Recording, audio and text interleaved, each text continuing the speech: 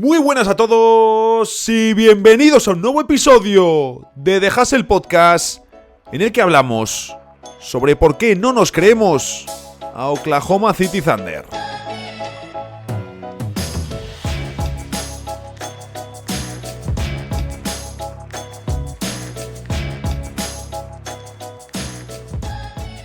Se nota que se acercan los playoffs porque tenemos ya aquí el buen tiempo, el solecito, que evidentemente ahora no lo vemos porque tengo la persiana echada. También es cierto que otros años cuando llega la Semana Santa hace un tiempo feo y sabemos que Semana Santa es sinónimo de playoffs. Y ahí es cierto que, oye, pues si te llueve, pues pega mucho el quedarte en casa, el estar encerrado viendo los partidos. Pero se lo decía el otro día a unos amigos, el primer fin de Semana Santa no se sale. El primer fin de semana estoy en casa encerrado, estaré haciendo directo muy probablemente. Estará la gente en la calle disfrutando del solecito, de las terrazas, de la vida. Y nosotros aquí, con la NBA, disfrutando todavía más ese fin de semana, vamos. De hecho, creo que, no sé si llegué a contarlo el año pasado, pero yo el año pasado, el sábado que empezaban los playoffs, ese viernes al sábado por la noche estuve en una casa rural aquí en Madrid, en el cumpleaños de una amiga. Estuve valorando si quedarme o no el sábado, me estuvieron ahí intentando liar para que me quedase. Y hubo un momento por la tarde, así de manera muy sibilina, que me cogí un Uber y me vine para casa. Dije, digo, es que yo quiero ver los partidos, es que empiezan los playoffs, joder, es que llevamos toda la temporada esperando para esto. Se nota que se acercan los playoffs porque aumentan las conversaciones de los equipos a los que nos creemos y a los que no. ¿Debería ser esto así? ¿Deberíamos plantear las conversaciones de esta manera? Bueno, es cierto que siempre ha gustado mucho, pero creo que en los años recientes se ha potenciado más que nunca, al menos en el campo NBA, lo de estas predicciones inservibles, ¿no? En el que decimos, oye, este equipo, pero si no tenemos ni los cruces de playoffs, cuando los tengamos podemos empezar a imaginarnos un poco. Justo me preguntaba un compañero del equipo, charlaba con él este domingo antes del partido, y me decía que claro, que tiene debates con sus colegas sobre, oye, yo a este sí me lo creo, yo a este no me lo creo, y vamos diferenciando, ¿no? Metemos a los equipos en dos grupos, a los que nos creemos y a los que no. Es decir, los candidatos y los que no. Pero es como que hay candidatos que a los que no nos creemos, otros a los que sí. Y depende de cada uno. Y se decide normalmente en cuestión, primero, de si somos más o menos fans de esos equipos. Y también respecto a lo que hemos visto en los últimos playoffs. Pero claro, por esa regla de 3, siempre sacaríamos al campeón. Y la realidad es que llevamos desde 2018 sin ver a un equipo repetir título en la NBA. Y también hay otras dos verdades. La primera, que prácticamente todos los equipos pierden antes de ganar. Y estaría, no quito el prácticamente porque hay algunas honrosas excepciones que se pueden explicar. Pero es que si revisamos, los Lakers de Kobe y Pau perdieron unas finales antes de su doblete. Bueno, Dirk Nowitzki y Dallas Mavericks perdieron mucho y de formas bastante crueles. Miami con su Big Three perdió unas finales antes de ganarlas. Los Spurs perdieron en 2013 para ganar en 2014 y precisamente esa derrota, también de una manera muy cruel en 2013, fue una motivación y un factor diferencial para que en 2014 sirviesen la recompensa, no sé por qué he dicho recompensa, sirviesen su venganza contra Miami Heat. Es cierto que Golden State no perdió finales antes de ganarla, pero me he vuelto a quedar ahí con el singular. No perdieron finales antes de ganarlas, pero cayeron en una primera ronda y en unas semifinales de conferencia. Luego ya sí ganan en el primer año de Steve Kerr, pero porque él trae los retoques necesarios, lo que faltaba en esa ofensiva para que pudiesen ganar. Luego Cleveland, por supuesto, había perdido las finales del año 2015. Toronto sí que es cierto que puso su última carta con Kawhi Leonard, era la evolución definitiva, el ganar ese año o no seguir juntos, quién sabía si habría una segunda oportunidad, pero es cierto que el proyecto de los Raptors venía de muchos años cayendo en los playoffs del este. Los Lakers sí que ganaron en el primer año de LeBron y Davis, en el segundo de LeBron en el proyecto de Hollywood, y podemos considerar que este y el proyecto de los Celtics de 2008 son los más express que hemos visto en los últimos tiempos en la NBA. Porque incluso si miramos a los más recientes, Milwaukee perdió en primera ronda, en semifinales y en finales del Este con Giannis antes de ganar el título ante Phoenix Suns en las finales. Denver, sí es cierto, no perdió unas finales como tal, pero sí primera ronda, 2 semifinales de conferencia y una final de conferencia.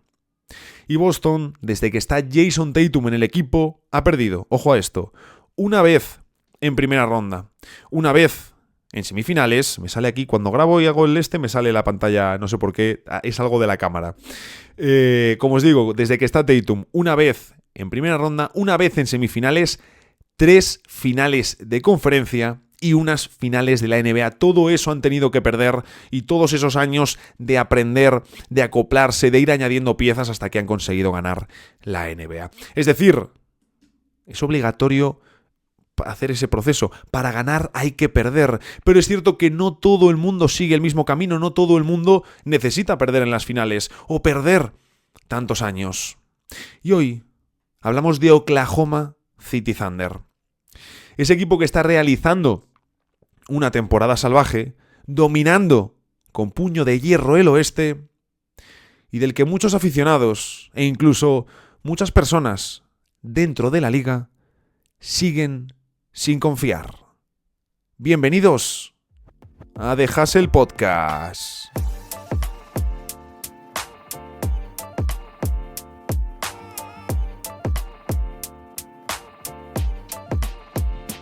Es curioso cómo la conversación actual, el tema reciente con Oklahoma, se ha convertido en observar cómo la conversación sobre los Thunder es una de dudar de un equipo que está realizando la mejor temporada regular de la historia de la franquicia, que eso incluye también las décadas, como Seattle Supersonics. Pero no es solo eso, es que no se trata tan solo del mejor equipo del oeste por segundo año consecutivo, no es tan solo la mejor defensa de la NBA, es que es también uno de los 10 mejores porcentajes de toda la historia de la liga. Están en sexta posición cuando grabo, quizás por el porcentaje que están muy apurados con el séptimo de la lista, nos los podemos encontrar precisamente en séptimos en función del día. Pero lo dicho, están entre los 10 mejores récords de toda la historia de la competición. Ahí es nada. Un top 10 en el que absolutamente todos los proyectos han sido campeones, pero que no todas las temporadas terminaron en título. Sí es cierto que si Oklahoma termina precisamente en esa sexta posición que tienen ahora mismo, los 5 récords que tienen por delante, las 5 mejores temporadas regulares, los 5 mejores rendimientos en temporada regular, eso me ha convencido más, que hemos visto en toda la historia de la liga, por delante, todos fueron campeones, con la conocida gran excepción del mejor récord de la historia, ese 89% de los Warriors en 2016. Para que entendamos el nivel de rendimiento que está ofreciendo Oklahoma en esta temporada regular, están en un top 10 donde tenemos a Golden State con Stephen Curry, el proyecto de los Warriors, que para mí tienen el mejor equipo de la historia. Luego también los Bulls de Jordan, el segundo mejor. Los Lakers con el único título de Jerry West y Will Chamberlain juntos. Los Sixers del 67, el otro título de la carrera de Will Chamberlain. Los San Antonio Spurs, que es llamativo porque la única temporada que figura dentro del top 10, dentro de este top 10, los San Antonio Spurs tienen el último registro y su mejor récord en temporada regular, que llega en 2016, se produce precisamente ya fuera de sus años dominantes. Es precisamente la última temporada de Tim Duncan, pero bueno, venían de ser campeones pocos antes. Y también en la lista nos encontramos a los Boston Celtics del 73, que ese año tuvieron al MVP de la NBA, Dave Cowens, pero perdieron en finales de conferencia.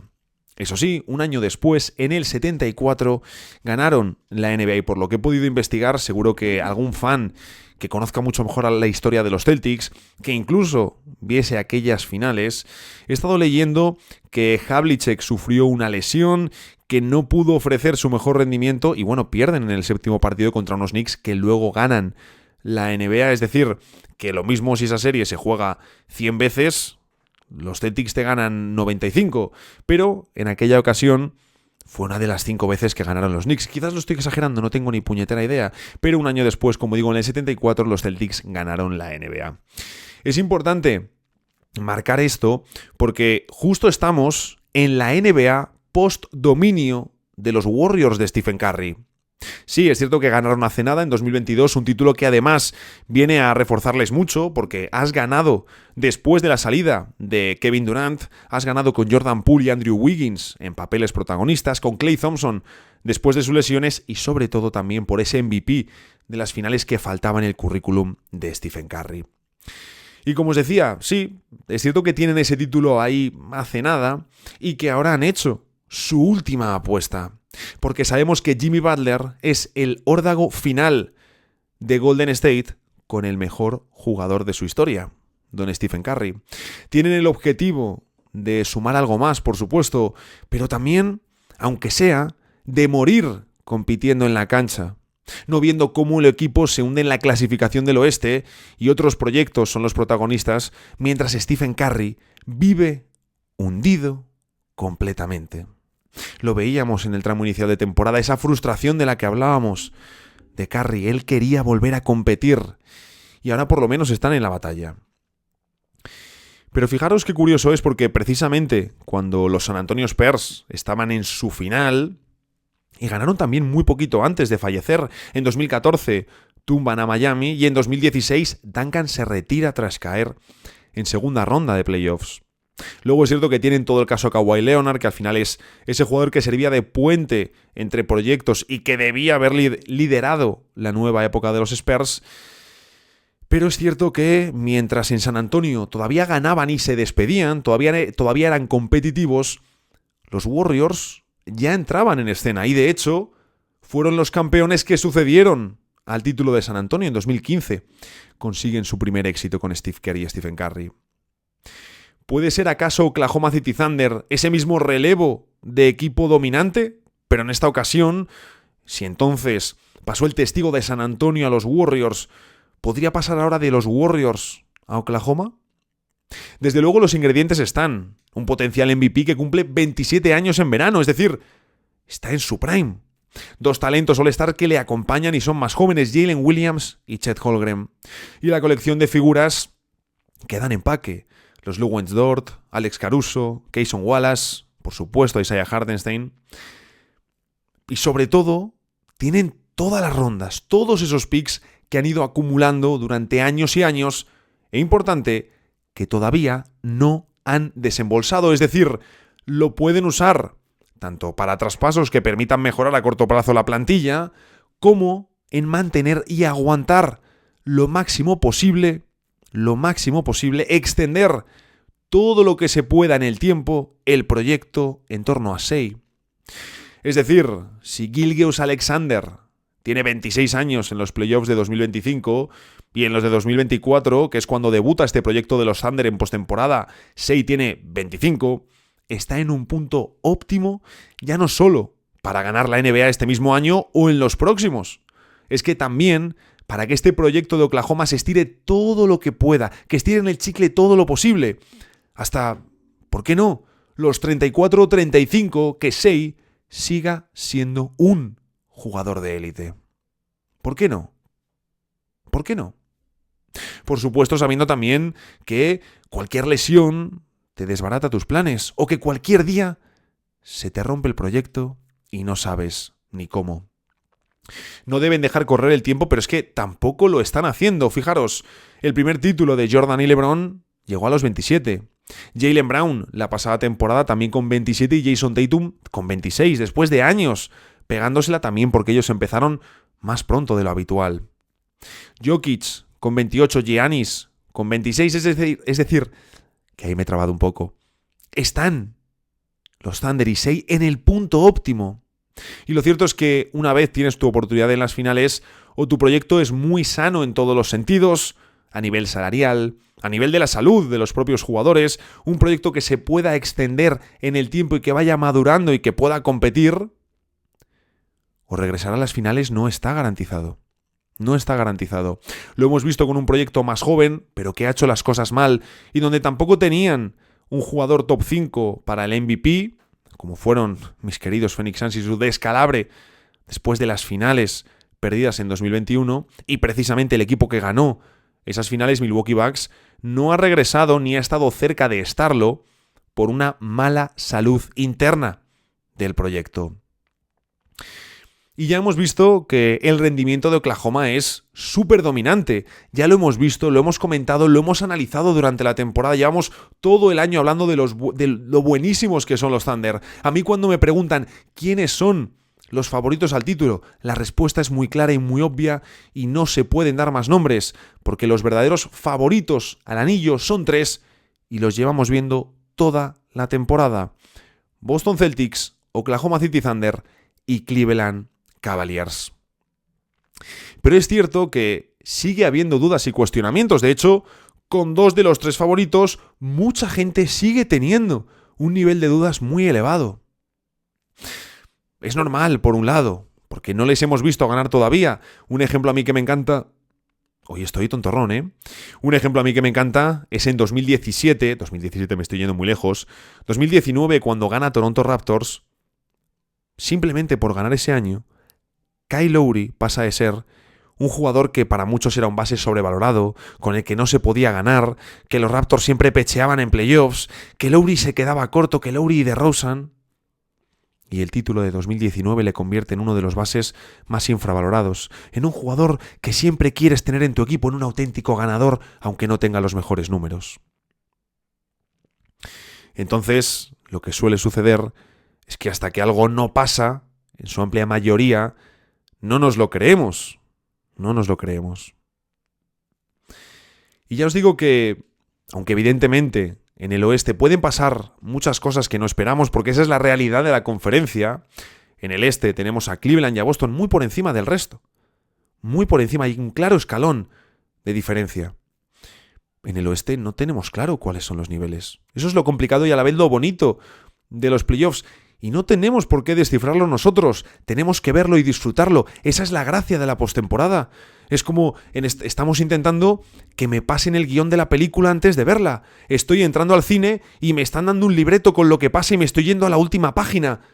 ¿Para qué? Voy a disfrutar de lo que estoy viendo.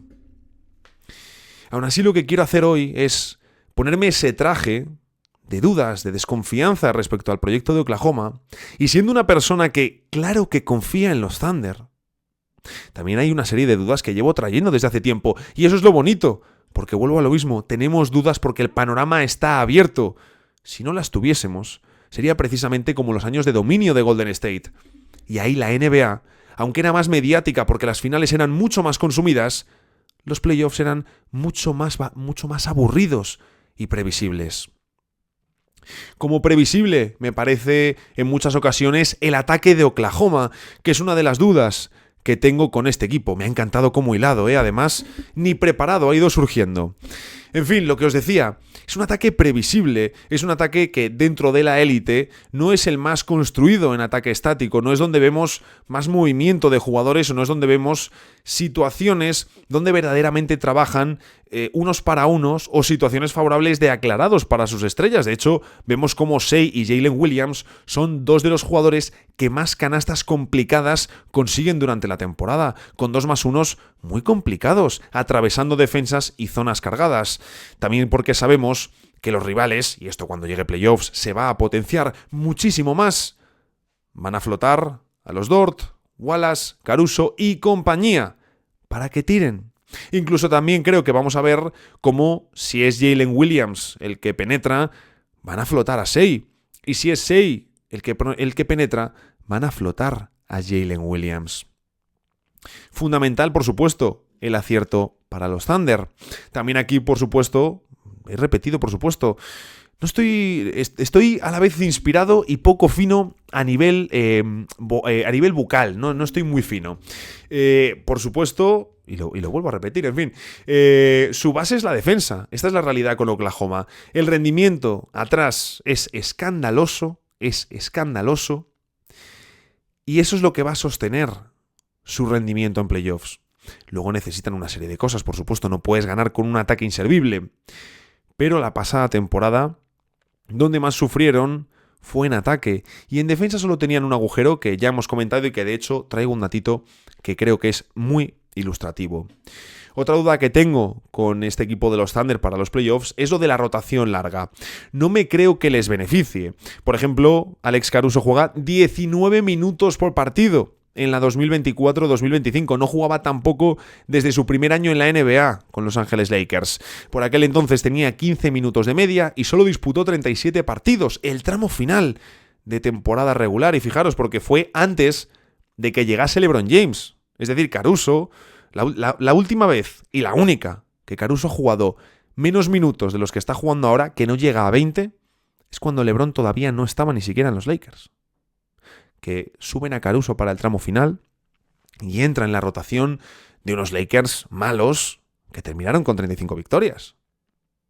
El caso de los Thunder es que tienen a 12 jugadores con más de 15 minutos de media en la temporada regular. Y ojo, eso te ha ido genial, porque también cuando hemos visto bajas de jugadores, aunque Shai y Jalen Williams han sido dos estrellas muy constantes, ya no solo en rendimiento, sino también en disponibilidad, es cierto que aunque faltase Hartenstein o faltase Holmgren, que han sido los jugadores importantes que más han faltado en el esquema de Oklahoma, siempre han funcionado.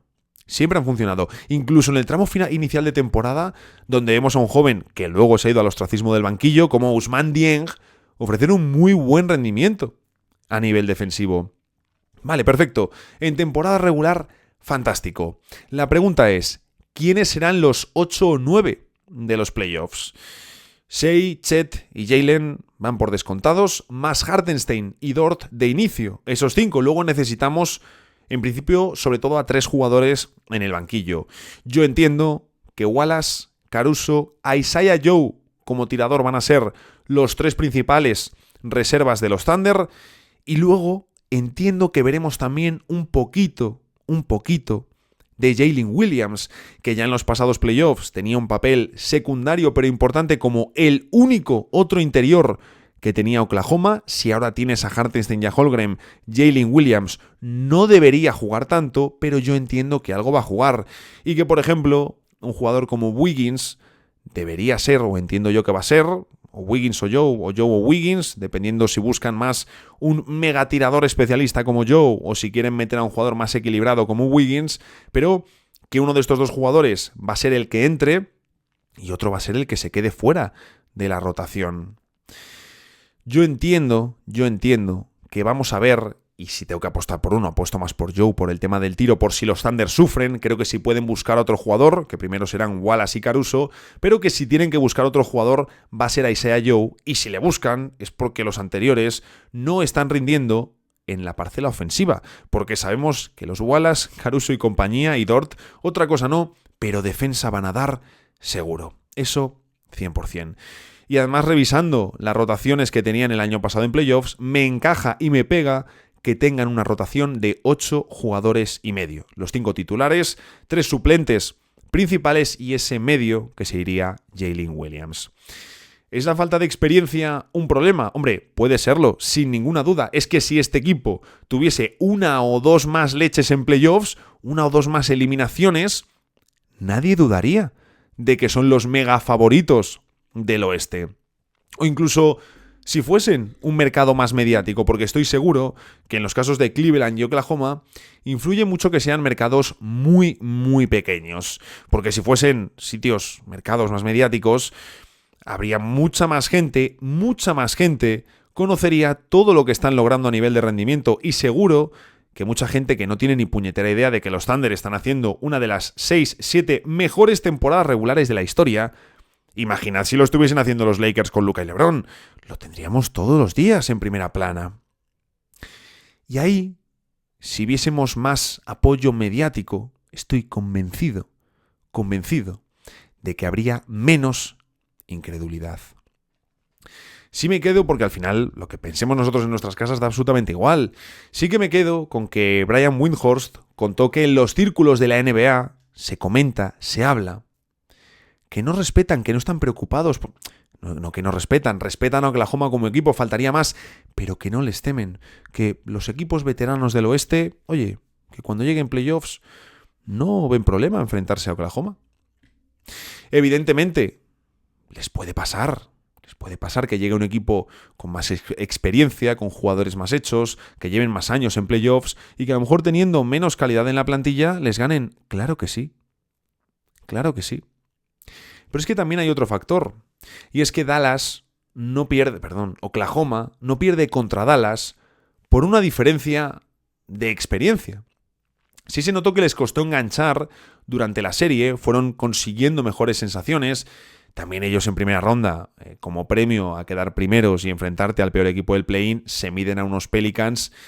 Pues hombre, que era claramente el peor equipo de los pasados playoffs. Además, no estaba Zion Williamson y Brandon Ingram venía de lesión y ofreció un rendimiento muy pobre. Sí que vimos a unos Thunder que fueron aprendiendo durante las semifinales de conferencia, pero que claramente, si tenemos que destacar un factor por el que pierden contra Dallas, es por la diferencia que había en la pintura, por la diferencia que había en el rebote, por cómo PJ Washington se puede encender durante esa eliminatoria y luego pues no fallaba ni un solo triple, pero porque tenía unas ventajas brutales en la zona. Este año la pintura de los Thunder es diferente, fijaros en el dato. En la 2023-2024, en temporada regular, con Holmgren en cancha, estaban en el percentil 18 de rebote defensivo. Es decir, en el 18% peor de toda la NBA. Todo esto siendo el único agujero que tenían en defensa, porque miras las otras 3 columnas y en todas un rendimiento sobresaliente. Pero en el rebote defensivo un agujero brutal. Luego es cierto que en playoffs, con Chet en cancha, eran percentil 35 de rebote defensivo, que claramente sigue siendo un agujero, pero hombre, por lo menos prácticamente has doblado la marca. Como os digo, es que incluso el dato general de puntos encajados por 100 posesiones en playoffs era muy bueno, estaba en el percentil 89, es decir, prácticamente en el 10% de mejores datos, ojo, de los playoffs, que aquí ya no estamos hablando de temporada regular, que aquí entra toda la morralla, los partidos malos, los partidos con lesiones, los partidos que hay muchos entre malos equipos, en fin. Si el dato es de playoffs, el dato es mucho más puro, mucho más limpio, está midiendo a los mejores de la temporada en el momento que más importa. Ahí lo subieron. E incluso con ese agujero, su defensa casi en el 10% de los mejores quintetos. En la 2024-2025, en temporada regular, el registro con Chet Holmgren y a Isaiah Hartenstein juntos en cancha, el registro de rebote defensivo es de percentil 100. Percentil 100, es decir, el mejor registro de rebote defensivo de toda la NBA lo tiene Oklahoma con Chet y Hartenstein juntos. Fijaros cómo cambia la película. Y es que además la defensa cambia muchísimo en función de si están Chet y Hartenstein juntos en cancha o si solo está Holmgren. Es que la película cambia mucho. Solo con Chet es mucho más móvil y pierden en rebote. Ganan en cambios y en abrasar al rival con sus defensas asfixiantes. Se encuentran entre los mejores robando y su defensa rinde mejor a nivel estadístico solo con Chet en cancha, que también se ha perdido muchos partidos. Pero con ambos tienen un poquito peor. Es peor el dato en el global de rendimiento defensivo. Están en el 97 solo con Chet, en el 92 con Hartenstein y con Holmgren.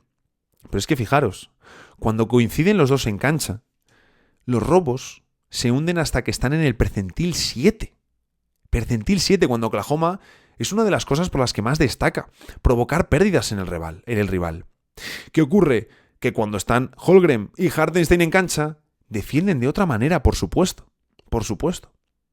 Y también, estoy convencido, es un estilo más trasladable a playoffs por tamaño y control del aro propio también de tu pintura.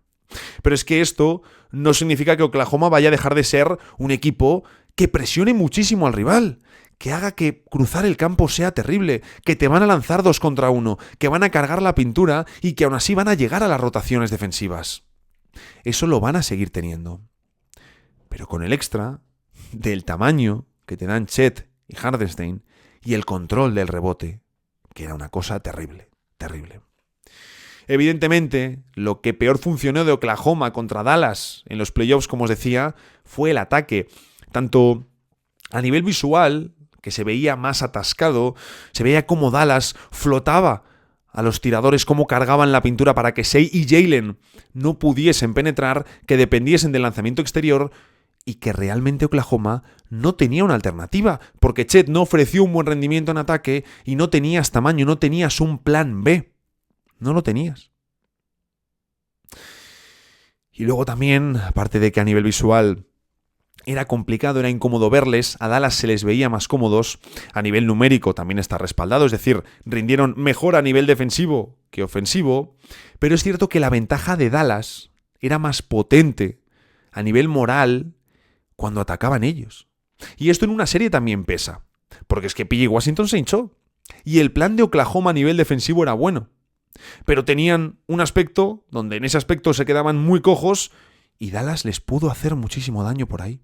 Y haciendo daño por ahí, haciendo daño a la defensa de Oklahoma, que era lo mejor que tenía el equipo.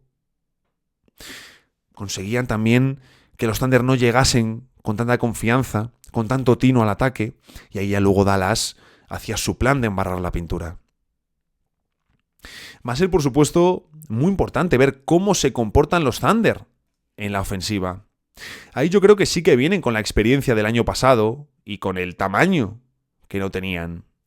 El problema del tiro exterior realmente no lo han asaltado. Solucionar eso hubiese sido hacerte con un Cam Johnson de la vida. Pero es cierto que tienen margen para movimientos potentes más adelante. De hecho, podrían ir a por el propio Cam Johnson en verano, si consideran que verdaderamente les falta un mega tirador de élite, o incluso buscar un mejor pivot, un 4-5 de mayor nivel, para tener un interior más en el banquillo y poder rotar siempre con Hartenstein, con Holmgren y con ese otro pivot que consigan en verano. Naz Reid les pegaría mucho, aunque ahí también tendría que conseguir espacio salarial y desde luego sencillo no va a ser. Es cierto que mi duda principal, fuera de la experiencia, que para cada equipo es distinto y no todos los equipos necesitan la misma cantidad de golpes para aprender, y nunca hemos visto un equipo tan joven ser tan bueno y tan dominante como estos Thunder. La cuestión es que lo tienen que trasladar a playoffs.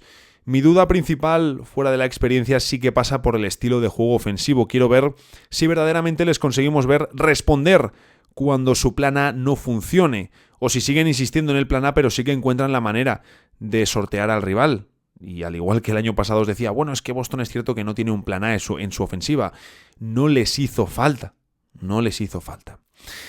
Así que, bueno, lo dicho, yo si hubiese sido los Thunder quizás este año en el deadline, bueno, quizás no, yo sí que hubiese metido un movimiento significativo, sí que me hubiese ido a por Cam Johnson, porque además tenían las piezas de sobra para hacerse con este jugador, pero claro, yo lo hubiese hecho.